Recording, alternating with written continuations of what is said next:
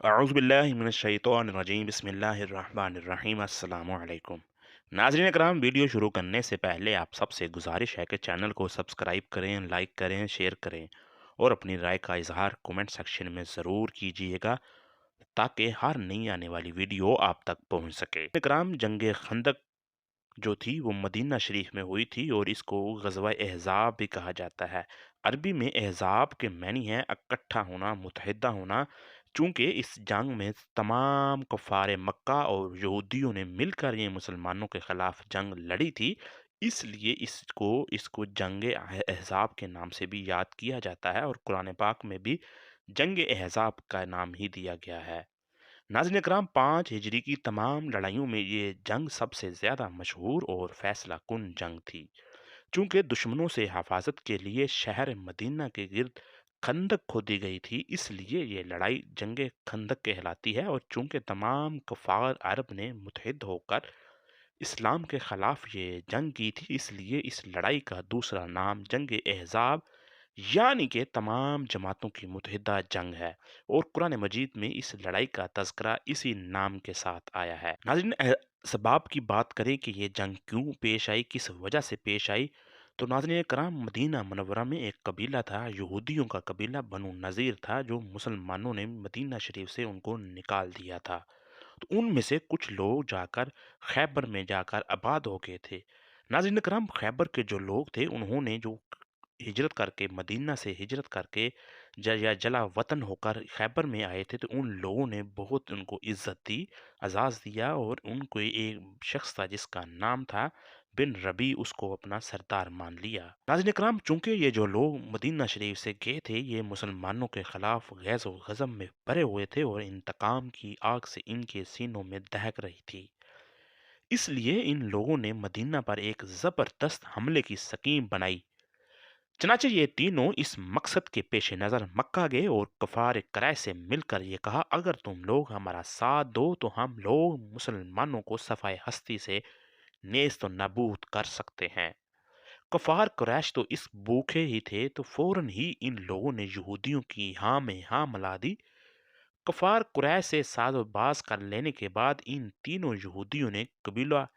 بنو غطفان کا رخ کیا اور خیبر کی آدھی آمدنی دینے کا لالچ دے کر ان لوگوں کو بھی مسلمانوں کے خلاف جنگ کرنے کے لیے آمادہ کر لیا۔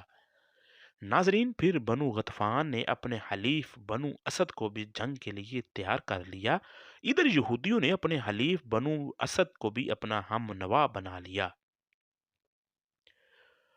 اور کفار قریش نے اپنے رشتہ داروں کی بنا پر قبیلہ بنو سلیم کو بھی اپنے ساتھ ملا لیا۔ غرض اس طرح تمام قبائل عرب کے خلاف نے مل جل کر ایک لشکر جرار تیار کر لیا، جس کی تعداد 10,000 تھی، اور ابو سفیان اس لشکر کے سپہ سالار تھے۔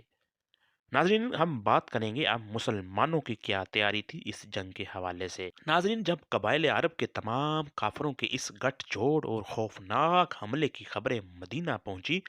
تو حضور اقدس صلی اللہ علیہ وآلہ وسلم نے اپنے اصحاب کو جمع فرما کر مشورہ فرمایا کہ اس حملے کا مقابلہ کس طرح کیا جائے۔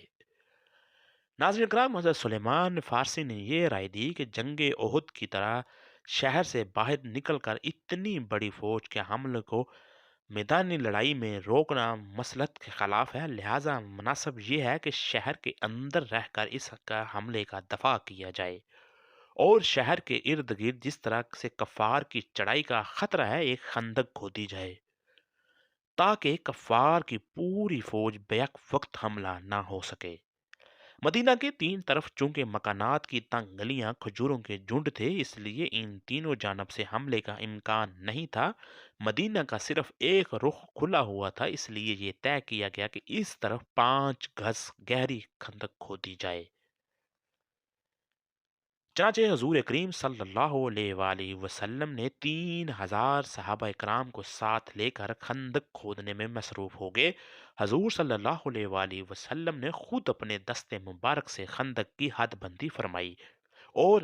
10-10 آدمیوں پر 10-10 گز زمین تقسیم فرما دی، اور تقریباً 20 دن میں یہ خندق تیار ہو گئی۔ ناظرین اکرام، حضرت انس رضی اللہ تعالی عنہ کا بیان ہے کہ حضور صلی اللہ علیہ وآلہ وسلم خندق کے پاس تشریف لائے